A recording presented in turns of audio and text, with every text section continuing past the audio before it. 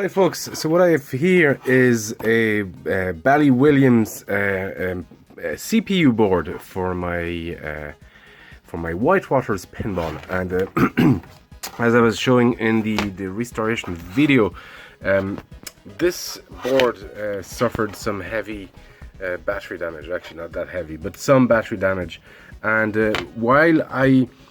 well, it worked for a while and it stopped working, so I assume one of the chip just fried or something like that. And then I started spotting stuff like this cap. It actually just disintegrated somewhere. And I was like, okay, I'm going to try and just literally socket everything. Just remove everything, socket it. And then, because there's not that many things on here. And this turned out to be a bit of a mistake. Here you can see that when I started removing these chips, and it was my own fault, I should not have done that, it was a silly thing to do. But when I started removing, it took a lot of the pads with it. One side has most of the pads gone.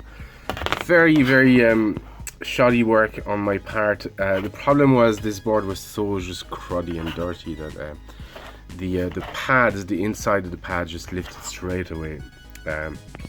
So what I've done is I've soaked it in mild vinegar for a while, and then just cleaned it thoroughly. And I'm gonna replace those traces that I've ripped off. I'm gonna try to get this board to work.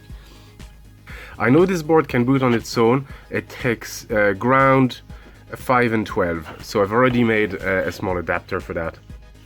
And we're gonna fix this, replace the ICs, and then see if we can get this guy to boot. I know the CPU it works because I used it on my replacement board. The ASIC works because I used that on my replacement board, and the EEPROM worked because I used that on my replacement board. So these two at least are working. So the problem is most likely somewhere in the logic. These guys, I think these two are connected directly to the CPU, so these might be the culprit. I don't really have, well, we'll see, we'll power it, we'll replace everything, well, these two, power it, and see if we get any signals looking funny. Let's do that. Alright, so this socket in place, soldered. It looks clean on the top side. It's quite a bit of a botch on the underside, but that was the most awkward one to do.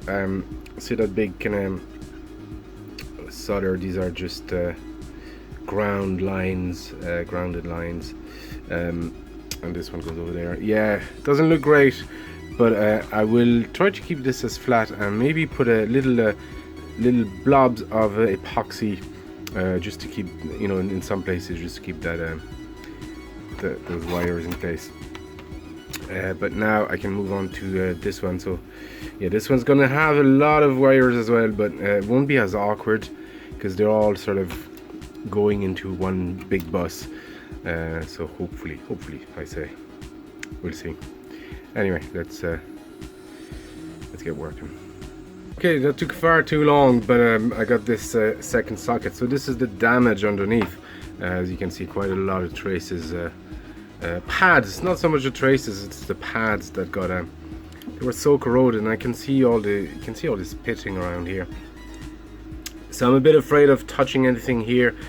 Some of it were going to these ICs, so I also socketed them.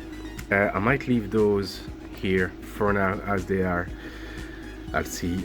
But I started taking these off, and indeed I found that this guy here, which is an LS14, is faulty. Let me put this in my tester. Yeah, it's finding it, but if I sorry,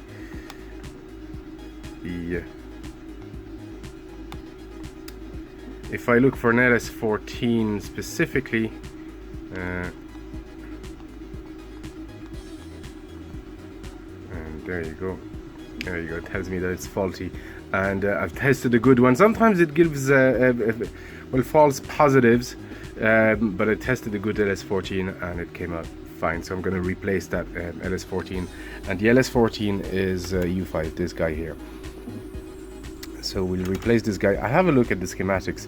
I could have done that, but at this stage it's just easier And for these boards, because there's only a limited number of ICs, I like to just socket as much as I can. But if I'll put everything back on, and we'll test it.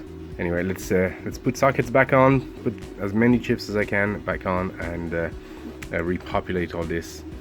These tested fine, and this is actually to go into all the controls on the pinball. So it's not strictly required to boot, but this section here is.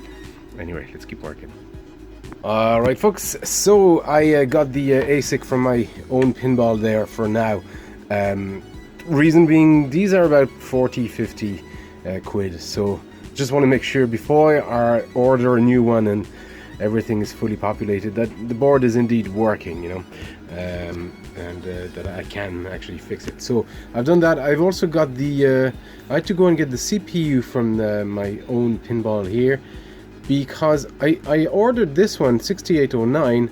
This is a 6809 EP, this is a 6809P, and this doesn't seem to work. So either this is a bad one and I got sold a dodgy one, or it needs that EP. So I'll do a bit of research on that, but at least it's here.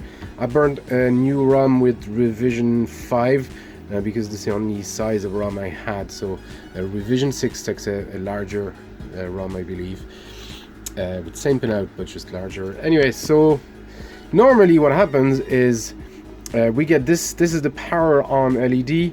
This is the blanking LED that just appears at the beginning, at boot, during the boot, and it will flash a number of times if there's any issue or any error. So we refer to the error message to know what the error is, and once it's okay, it switches off and this one comes on and starts blinking. So everything is here, and this is my small adapter. So this great thing is this will boot. This is the visual indicator that it boots. It will boot just by applying the power to it directly. It doesn't need to be plugged in. So two LEDs are on and it's blinking, and what that means that this is fixed. At least this part is fixed. I didn't socket these three because I got lazy and I thought I'd done enough socketing, and I didn't socket this part. So essentially this section here up to about here, I think, handles all the game CPU and starting and booting and that kind of stuff, and from here it handles all the into the coils and sending the signal to the play field and that kind of stuff. Well, I've socketed the most important one, which is the switching IC here. So if it goes, I can replace it easily. But at least this board is now booting. It's working. I can put it in my pinball, and it'll at least boot and start the game. So that's great. Delighted with that. It's always good to salvage spare parts and have spare parts handy for pinball, especially. Also for arcade, but for pinball even more so. So I'll do a bit of research on this for the CPU. If I do it before editing this video, I'll add the information there. Alright, so I did a bit of research on the 6809, and indeed the 6809P and the 6809EP are not pin compatible. It's apparently a very it's an easy rookie mistake to make. So I'll order an EP one. Keep that P because it's used on other boards every now and then. But yeah, so it's actually good to know that EP processor 6809EP is what's needed there, and anything else probably won't work. It's good to know, and I'm just glad I wasn't sold a dodgy one to start with. Anyway, let's continue with the video. And there you go, folks. I hope this was of some interest. This was quite, I'm going to switch this off. This was quite a tedious fix. Look at that, and that's my own mess.